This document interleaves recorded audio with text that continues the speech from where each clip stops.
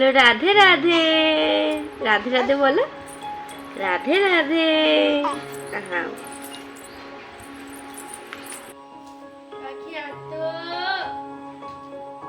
করে মানে জায়গাটা জায়গা রাখে না। আমার এইটা নিয়ে না তোমাদের কাছে তোমার ঝগড়াটা বাঁধে।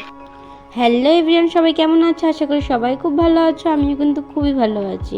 মেহু ব্লগে তোমাদের সবাইকে অনেক ওয়েলকাম, অনেক অনেক ভালোবাসা। তো এখন সকালবেলা এই যে বাসন টাসন মেজে নিয়েছি, ঘরটার ঝাড় হয়ে গেছে, এখন চলে আসলাম বাসন মাজতে। আর জানো তো কালকেও বিকালবেলা জল আসেনি, এখনও জল আসছে না। আমি শুধু পাইপটা চেক করছি, জল আসে মানে 5টার সময়, ভোর 5টার সময় জল চলে আসে।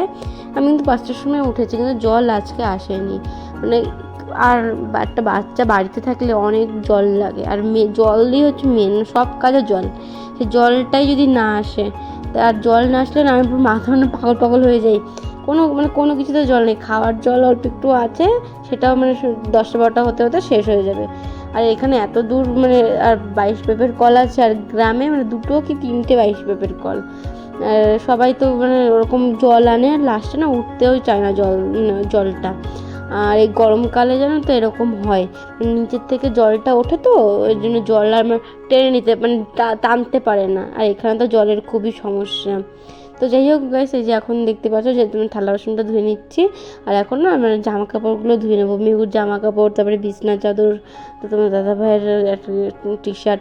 আর বিছনা চাদর ধোয়ার কারণ আছে, আজকে না ধুতাম না, তো কালকে মেহু একটু বমি করেছিল, দুধ তুলেছিল, তো সেটার জন্যই না বিছনা চাদরটা ধুতে হচ্ছে। নাহলে আজকে জল এতটাই কম, এর জন্য না কিছু ধুতাম না। এমনি মেহুর জামা কাপড় কম হয়েছিল, এটার জন্যই জলটা বেশি লাগে। আর এই বিছনা চাদর তো বেশিটা জল লাগে না। আর জানো তো আজকে সকালবেলায় উঠেছি, আজকের থেকে এক্সারসাইজ শুরু করলাম। এপ্রিল মাসের প্রথম দিক দিয়ে আজকে ভাবলাম যে 1 মাস আমি বলেছি 1 মাস করে দেখবো যে কেমন কি আছি। এতটাই মোটা হয়ে যাচ্ছি, এখন আর এক্সারসাইজ আর ডায়েট না করলে হবে না। আর মেহুর তো এখন 7 মাসে রানিং, তো এখন ওরকম ডায়েট করলে বা এক্সারসাইজ করলে কিছুই হবে না। এখন পুরো সুস্থই আছি। কাজকর্ম তো করি, কাজকর্মের মধ্যেও না এক্সারসাইজ করতে পারে। এক্সারসাইজ করে না শরীরে বলতে গেলে অনেক রোগই কমে। এখন জানো তো গাইস, এত কোমর যন্ত্রণা করে, কোনো কাজ বেশিক্ষণ ধরে করতে পারি না, সবসময় কোমর যন্ত্রণাটা করে। তো দেখি এক্সারসাইজটা করে দেখি যন্ত্রণা করে আর ঠিক হয় কি না। আর জানো তো মেহু যখন হয়েছিল না, আমি কিন্তু ডায়েট করে আর এক্সারসাইজ করে এতটাই রোগা হয়ে গেছিলাম, খুব রোগা হয়ে গেছিলাম। তো এখনও চাই যেন এরকম রোগা হয়। আর এই দেখতে পাচ্ছ লাউ গাছ, এই লাউ গাছটা না তো গাইস এত বড়ই তো সব খেয়ে নিচ্ছে। আর এই যে উপরে এই মাছা তো না, এই উপরে উঠে বাথরুমের উপরে উঠিয়ে দিয়ে। মাম্মা ইধার দেখো, এই যে গুড মর্নিং, সবাইকে গুড মর্নিং বলে দাও তো। পাপার দিকে তাকাচ্ছ কেন তুমি? পাপা যেদিকে যাচ্ছে সেই দিকেই তাকাচ্ছ। গুড মর্নিং বলে সবাই বলে। আমি এখন উঠে গেছি, এখন 7টা বাজে, এখন আমার 7টা কত 20, এখন আমার মহারানী উঠে গেছে। মহারানী, আমার মহারানী, মহারানী, মাম্মা প্রিন্সেস, তাই না? তুমি আমার প্রিন্সেস। বাবা মারে না মা। ঠিক আছে মা, ওঠো। Mamma I love you mamma, I love you. Good morning. Radhe Radhe বললো, রাধে রাধে। রাধে রাধে বলো, রাধে রাধে। হ্যাঁ। আর এই যে এখন আমার মেহুরানিকে এখন ঘোরাতে হবে, ফ্রেশ করে দিয়েছি। আর এটা সকালের রুটিন, বিকালবেলা সকালবেলা হলে ও এরকম ঘুরবে, তো ওকে একটু ঘোরাচ্ছি। তারপরে রান্নাও করতে যেতে হবে। আর এইদিকে দেখো আমি মাছ এনেছে, তো সেটাই কেটে নিচ্ছে। রুই মাছ এনেছিল আর তেলাপিয়া মাছ এনেছিল, তো সেটা কেটে নিচ্ছে। আর আমি এদিকে কিন্তু উনুনটা ধরিয়ে দিয়েছি, আমিও রান্নাটা বসাবো। আর এই যে উনুন ধরিয়ে দিয়ে ভাতটা বসিয়ে দিয়েছি। আর এখন কিন্তু সজনাটা কেটে নিচ্ছি। সজনাটা আলু দিয়ে মাছের ঝোল করবো, হালকা পাতলা করে, সর্ষে বাটা জিরে বাটা দিয়ে।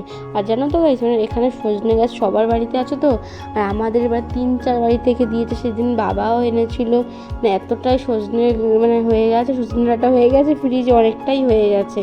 তো তো আজকে খাচ্ছি, কালকেও পরশু নিরামিষ করেছিলাম, তার মধ্যে দিয়েছি। আমার অতটা ভালো লাগে না, তোমাদের দাদাভাইয়ের খুব ভালো লাগে সজনে ডাঁটা।